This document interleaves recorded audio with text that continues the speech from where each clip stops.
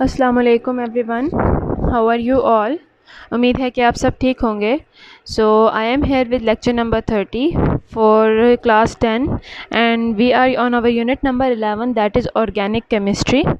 हम लोग जब बात करते हैं ऑर्गेनिक केमिस्ट्री की तो हम लोगों ने इसके बारे में काफ़ी डिफरेंट पॉइंट्स से पढ़ा है। जिस तरह से रिसेंटली हम लोगों ने अपने लास्ट लेक्चर में पढ़ा था कि क्या ऐसी प्रॉपर्टी है जो कार्बन को इतनी वैरायटी में ऑर्गेनिक कंपाउंड्स बनाने देती है। वो कहते हैं कि 118 एलिमेंट्स हैं जो अभी तक डिस्कवर हुए हैं, और उनमें से अगर ऑर्गेनिक केमिस्ट्री की ऑर्गेनिक कंपाउंड्स की बात करें, यानी ऐसे कंपाउंड्स की जो कार्बन बनाता है, तो वो 100,000 की सूरत में हैं। ठीक है। जबकि अगर हम लोग बात करते हैं बाकी के कंपाउंड्स की जो कि इनऑर्गेनिक कंपाउंड्स होते हैं, ठीक है, जो जिसमें कार्बन बैकबोन के तौर पे नहीं है, वो जस्ट फ्यू कंपाउंड्स बनाते हैं। ठीक है। हालांकि कार्बन अकेले ही इतने ज़्यादा कंपाउंड बना लेता है। हमने कहा था कि इसमें क्या वजह है, उसमें हम लोगों ने डिफरेंट रीजंस को स्टडी किया था। फॉर एग्जांपल कैटिनेशन हो गई, जिसमें कार्बन जो है सेल्फ लिंकेज करता है, यानी कि कार्बन दूसरे कार्बन एटम के साथ मिलके बॉन्ड बनाता है और लॉन्ग चेन्स की सूरत में एग्जिस्ट कर सकता है अपने ही जैसे एटम्स के साथ बॉन्ड बना के। और दूसरी बात हमने की थी आइसोमेरिज्म। आइसोमेरिज्म में ये है कि जैसे अगर एक कार्बन ने बनाया है बॉन्ड लॉन्ग चेन का, तो उसके जो आइसोमर्स होंगे, यानी कि ऐसे कंपाउंड्स होंगे जिनका स्ट्रक्चरल मॉलिक्यूलर फार्मूला तो सेम होगा, लेकिन उनका जो स्ट्रक्चरल फार्मूला होगा वो बहुत डिफरेंट होगा। जैसे ब्रांचेस बन सकती हैं, लॉन्ग चेन्स की सूरत में आ सकते हैं, उसके अलावा जो है ये रिंग की सूरत में आ सकते हैं। So these are the different methods के जिसमें जो है जिसकी वजह से जो ये ऑर्गेनिक कंपाउंड्स हैं इतनी ज़्यादा वैरायटी में मौजूद हैं। आज हम लोग बात करते हैं about the general characteristics of organic compounds, यानी जनरल इनकी क्या क्या खसूसियात हैं, क्या क्या इनकी प्रॉपर्टीज़ हैं जो तमाम ऑर्गेनिक कंपाउंड्स में पाई जाती हैं। फर्स्ट वन जिसके बारे में जो जनरल करैक्टरिस्टिक है जिसके बारे में हम स्टडी करेंगे, that is the origin. Origin यानी कि पाए कहाँ पर जाते हैं, क्या ये जो ऑर्गेनिक कंपाउंड्स है ये नेचुरली अकरिंग हैं, या फिर ये ऑर्गेनिक कंपाउंड्स मैन मेड हैं, आर्टिफिशियल हैं, ह्यूमन मेड हैं। तो ये जो ओरिजिन का मतलब है कि कहाँ कहाँ पाए जाते हैं। तो जो नेचुरली अकरिंग ऑर्गेनिक कंपाउंड्स हैं they are obtained from plants and animals. जो नेचुरली की बात कर रहे हैं, जो कुदरती तौर पे बनते हैं ऑर्गेनिक कंपाउंड्स, वो प्लांट्स में, उसके अलावा एनिमल्स की बॉडी से हासिल होते हैं। जबकि दूसरे हाथ पे जो और इनऑर्गेनिक कंपाउंड्स होते हैं वो हमें मिलते हैं मिनरल और रॉक से। अब ये कंपैरिजन हुआ उन्होंने किया है between organic and inorganic compound. उन्होंने कहा है कि जो ऑर्गेनिक कंपाउंड होते हैं वो कुदरती तौर पे हमें मिलते हैं प्लांट्स और एनिमल्स की बॉडीज़ से, जबकि जो इनऑर्गेनिक कंपाउंड्स होते हैं वो हमें कुदरती मिलेंगे किसी मिनरल से या सॉइल से, इस तरह से मुख्तलिफ़ जगहों से। क्योंकि ऑर्गेनिक हमने शुरू में स्टडी किया था कि साइंटिस्ट ऑर्गेनिक उनको कहते थे जो लिविंग ऑर्गेनिजम्स की बॉडी से वो हासिल करते थे, उनको वो ऑर्गेनिक कंपाउंड्स कहते थे। दूसरी बात हम लोग करते हैं about the composition of organic compounds. Composition है यानी कि ये जो ऑर्गेनिक कंपाउंड्स हैं ये किस किस चीज़ से मिलके बने होते हैं। जो कार्बन है उसकी अगर बात करते हैं, वो एक एसेंशियल कॉन्स्टिट्यूएंट है तमाम ऑर्गेनिक कंपाउंड्स का। जितने भी ऑर्गेनिक कंपाउंड है उनका एक सबसे ज़्यादा जो ज़रूरी हिस्सा है दैट इज़ कार्बन। कार्बन नहीं होगा इनमें, कार्बन की बैकबोन नहीं है इनमें, तो ये ऑर्गेनिक कंपाउंड ही नहीं है, फिर ये इनऑर्गेनिक कंपाउंड है। ये क्या है, कार्बन के अलावा मुख्तलिफ दूसरे एलिमेंट्स से मिलके बन सकते हैं जो ऑर्गेनिक कंपाउंड्स हैं। जैसे कि इसमें हाइड्रोजन होती है मोस्टली, जिसके साथ कार्बन कोवेलेंटली बॉन्डेड होता है, जिसकी हमने इतनी अभी तक एग्जांपल्स भी पढ़ी हैं। उसके अलावा नाइट्रोजन हो सकते हैं, ऑक्सीजन है, हेलोजन है, सल्फ़र है। यानी कि हाइड्रोजन के अलावा कार्बन के साथ आके मुख्तलिफ और भी डिफरेंट एलिमेंट्स अटैच हो सकते हैं, लेकिन कार्बन जो है वो यहाँ पे इसकी बैकबोन है, ये उसका यहाँ पे होना ज़रूरी है। अगर कार्बन नहीं होगा तो वो ऑर्गेनिक कंपाउंड ही नहीं होगा। ठीक है। तो कार्बन के अलावा उन्होंने हमें डिफरेंट एलिमेंट्स दे दी हैं, जैसे कि हाइड्रोजन है, नाइट्रोजन है, ऑक्सीजन, हेलोजन, सल्फ़र, ये सब भी आके ऑर्गेनिक कंपाउंड में अटैच हो सकते हैं कार्बन के साथ। जबकि दूसरे हाथ पे अगर हम बात करते हैं इनऑर्गेनिक कंपाउंड्स की, तो इनऑर्गेनिक कंपाउंड्स तमाम मुख्तलिफ़ तरीक़ों के एलिमेंट से बने होते हैं, ठीक है, including carbon, hydrogen, oxygen, nitrogen, phosphorus, sulphur, halogens के अलावा भी और भी मुख्तलिफ़ कंपाउंड्स होते हैं जो एलिमेंट्स होते हैं। तमाम जो पीरियोडिक टेबल के 118 एलिमेंट्स हैं वो तमाम के तमाम मिलके इनऑर्गेनिक कंपाउंड्स बनाते हैं, लेकिन वहाँ पे जो कार्बन है वो बैकबोन के तौर पे मौजूद नहीं है, बल्कि वो जो है रैंडमली अटैच्ड है, उसमें कार्बन का एक सेल्फ लिंकेज होना ज़रूरी नहीं है। नेक्स्ट जब हम बात करते हैं कोवेलेंट लिंकेज की, तो जो ऑर्गेनिक कंपाउंड्स होते हैं उनके अंदर कोवेलेंट बॉन्ड्स मौजूद होते हैं, ठीक है, आयनिक बॉन्ड वगैरह नहीं होते इनके अंदर सिंपल जो बॉन्ड्स होते हैं दे आर कोवेलेंट बॉन्ड्स, जो पोलर भी हो सकते हैं और नॉन पोलर भी हो सकते हैं। पोलर और नॉन पोलर का मतलब है पोलर ऐसे बॉन्ड जिनमें चार्ज डिस्ट्रीब्यूशन हो सकती है, ठीक है, थोड़े से चार्जेस डिस्ट्रीब्यूशन होगी, एक साइड पे पॉजिटिव ज़रा ज़्यादा हैवी होगा, दूसरी साइड पे नेगेटिव ज़रा ज़्यादा होगा। जबकि जो इनऑर्गेनिक कंपाउंड्स होते हैं वो मोस्टली आयनिक बॉन्ड्स होते हैं, उनके अंदर आयंस जो होते हैं मुख्तलिफ़ किस्म के, जिस तरह के अगर आप कह लें कि आप सोडियम क्लोराइड की बात करते हैं, that is an inorganic bond, और सोडियम क्लोराइड में sodium is a positive ion और chlorine is a negative ion, और ये एक दूसरे के साथ बॉन्ड बनाते हैं। So these are the ionic bonds. ये बात हो गई है तीनों ओरिजिन की, कि जो हम लोग कंपैरिजन भी साथ कर रहे हैं कि ओरिजिन में जो ऑर्गेनिक कंपाउंड्स होते हैं वो प्लांट्स और एनिमल्स की बॉडी से मिलते हैं, जबकि जो इनऑर्गेनिक कंपाउंड्स हैं वो मिनरल ओर्स, रॉक्स, इन चीज़ों से मिलेंगे, ठीक है। अब कंपोजिशन की बात करते हैं, हम कहते हैं कि ऑर्गेनिक कंपाउंड में कार्बन का होना बहुत ज़्यादा ज़रूरी है और इसके साथ आके मुख्तलिफ एलिमेंट्स अटैच हो सकते हैं, जैसे कि ऑक्सीजन हो गया, सल्फ़र है, नाइट्रोजन हो गई, हेलोजन हो गया, एक्सेट्रा। जबकि जो इनऑर्गेनिक कंपाउंड्स हैं वो तमाम के तमाम जो 118 एलिमेंट्स हैं जो पीरियोडिक टेबल में मौजूद हैं उन सब से मिलके बनते हैं।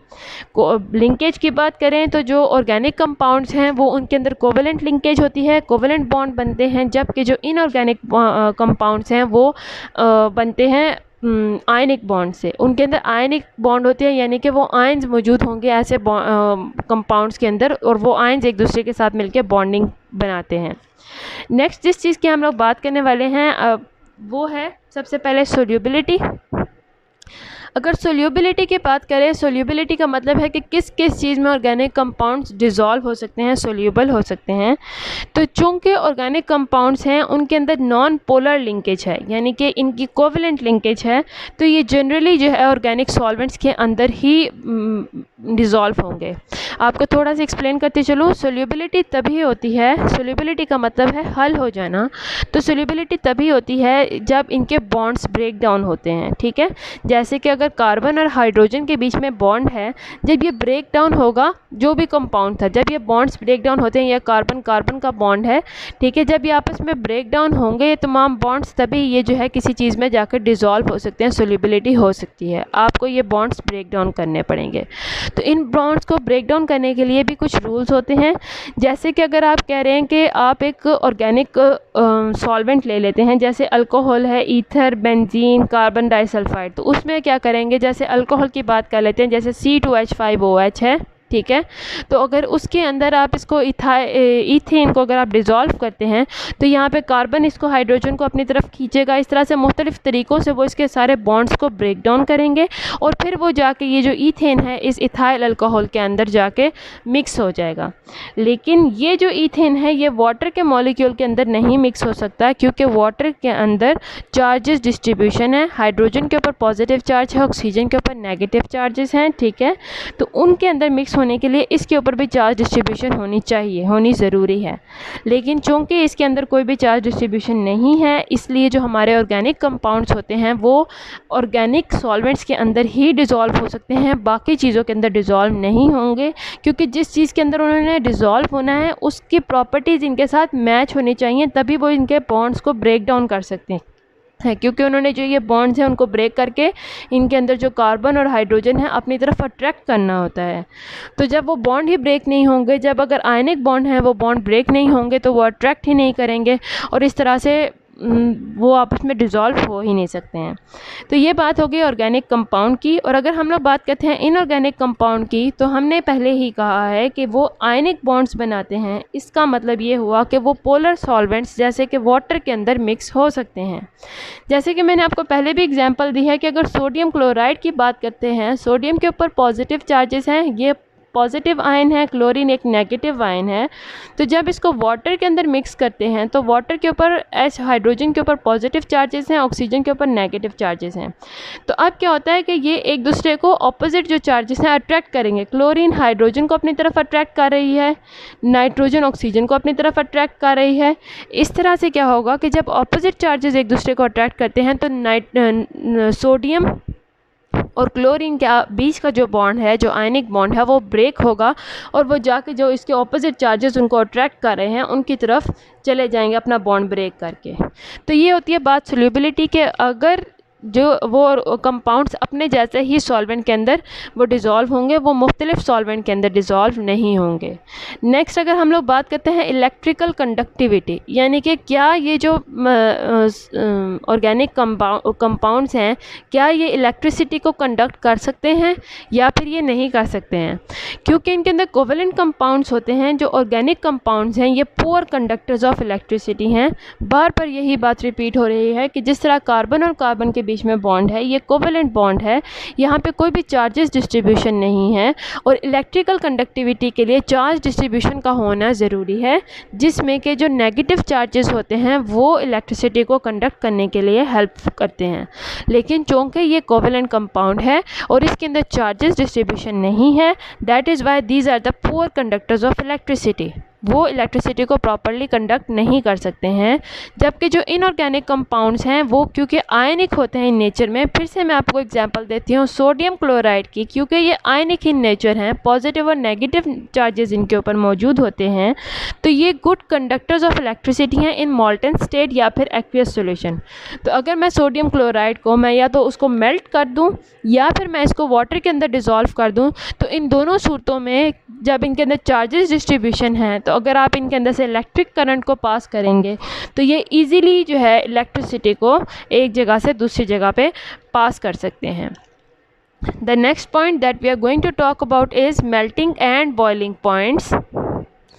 मेल्टिंग यानी कि जो मेल्ट करने के लिए कितना टेम्परेचर चाहिए और बॉयल करने के लिए कितना इनके टेम्परेचर चाहिए, उसके बारे में हम अगर बात करते हैं तो जनरली जो हमारे ऑर्गेनिक कंपाउंड्स होते हैं, यानी कार्बन और हाइड्रोजन पर जो मिलके बने होते हैं, उनका जो मेल्टिंग और बॉइलिंग पॉइंट है वो बहुत लो होता है। ठीक है, उनको मेल्ट करने के लिए ज़्यादा एनर्जी नहीं देनी पड़ती, लो मेल्टिंग और बॉइलिंग पॉइंट है इनके। और ये वोलेटाइल इन नेचर होते हैं, यानी कि ये वेपर्स फॉर्म में आ जाएंगे। जबकि इनऑर्गेनिक कंपाउंड्स हैं, क्योंकि हम लोगों ने कहा था वो आयन से मिलके बने होते हैं, जैसे सोडियम और क्लोराइड है, तो उनके बीच में अट्रैक्शन इतनी ज़्यादा स्ट्रॉन्ग होती है कि उनके मेल्टिंग और बॉइलिंग पॉइंट बहुत ज़्यादा स्ट्रॉन्ग होंगे, बहुत ज़्यादा होंगे, क्योंकि उनके बॉन्ड्स को ब्रेक डाउन करने के लिए ज़्यादा एनर्जी की रिक्वायरमेंट होगी। तो दैट इज़ वाई कि जो ऑर्गेनिक कंपाउंड्स हैं उनके मेल्टिंग और बॉइलिंग पॉइंट लो हैं, जबकि जो इनऑर्गेनिक कंपाउंड्स हैं उनके मेल्टिंग और बॉइलिंग पॉइंट हाई हैं। नेक्स्ट टॉपिक जिसके बारे में हम लोग नेक्स्ट बात करते हैं, इनकी कैरेक्टरिस्टिक, दैट इज स्टेबिलिटी। कितने स्टेबल होंगे, कितनी देर तक अपने स्ट्रक्चर को ये लोग मेंटेन करके रख सकते हैं। क्योंकि ऑर्गेनिक कंपाउंड्स हैं, मैंने आपको पहले भी बताया है, क्योंकि ये इनके मेल्टिंग और बॉइलिंग पॉइंट बहुत लो होते हैं। ठीक है, इजीली ये वोलेटाइल होते हैं, यानी इजीली वेपर फॉर्म में आ जाएंगे, तो इसीलिए इनकी जो स्टेबिलिटी है वो भी लो होती है। स्टेबिलिटी होता है यानी कि अपने स्ट्रक्चर को मेंटेन करके रखना। तो जब वो वोलेटाइल हो जाएंगे, इजीली मेल्ट हो सकते हैं, इजीली वो बॉयल हो सकते हैं, तो इसका मतलब ये हुआ कि वो ज़्यादा स्टेबल नहीं है। ऐसे कंपाउंड्स जिनके बॉन्ड बहुत वीक स्ट्रॉन्ग होते हैं, बस वही स्टेबल होते हैं, जैसे कि इनऑर्गेनिक कंपाउंड्स हैं। अब कंबस्टिबिलिटी की बात करते हैं, तो जो ऑर्गेनिक कंपाउंड्स हैं उनके अंदर क्योंकि हाई परसेंटेज है कार्बन की, तो वो जनरली कंबस्टिबल होते हैं, जबकि इनऑर्गेनिक कंपाउंड जो हैं वो नॉर्मली अनकम्बस्टिबल होते हैं, नॉन कम्बस्टिबल होते हैं, यानी कम्बस्टिबल नहीं होते हैं। ठीक है, अगर अगली बात करते हैं आइसोमेरिज्म की, तो हमने पहले ही कहा था कि ये ऑर्गेनिक ये मेन कैरेक्टरिस्टिक है जो डिफ्रेंशिएट करती है ऑर्गेनिक और इनऑर्गेनिक सब्सटेंसेस को, क्योंकि जो आइसोमेरिज्म है that is a property of organic compounds, जबकि और इनऑर्गेनिक सब्सटेंसेस हैं उनके अंदर जो है ये रेयर है आइसोमेरिज्म का प्रोसेस। ये हमने लास्ट लेक्चर में भी स्टडी किया था कि यानी कि चेन फॉर्म में मुख्तलिफ तरीके से एग्जिस्ट करना, जैसे कि वो सिमिलर सेम इनका मॉलिक्यूलर फार्मूला होता है लेकिन इनके डिफरेंट स्ट्रक्चरल फार्मूलाज हो जाएं, यानी कि वो चेन फॉर्म में हो सकता है, स्ट्रेट चेन फॉर्म में, या फिर उसके अंदर ब्रांचेस बन सकती हैं, ब्रांचेस भी मुख्तलिफ तरीके से बनती हैं, या फिर वो जो है रिंग स्ट्रक्चर में चले जाते हैं। तो these are the different isomers.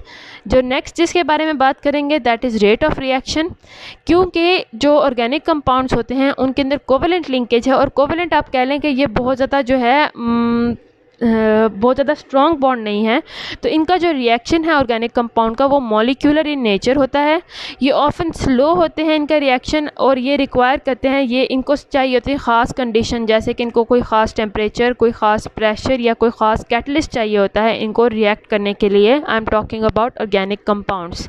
जबकि जो इनऑर्गेनिक कंपाउंड्स होते हैं, क्योंकि वो आयंस होते हैं, तो आयंस एक दूसरे को फटाफट अट्रैक्ट करेंगे और वो फटाफट रिएक्शन कर लेंगे, लेकिन रेट ऑफ रिएक्शन जो ऑर्गेनिक कंपाउंड्स का है वो बहुत स्लो होगा as compare to inorganic compounds. तो उम्मीद है आपको आज का लेक्चर समझ आया हो। अगर आपको कोई भी कन्फ्यूजन हो तो आप मुझसे पूछ सकते हैं। अल्लाह हाफ़िज़।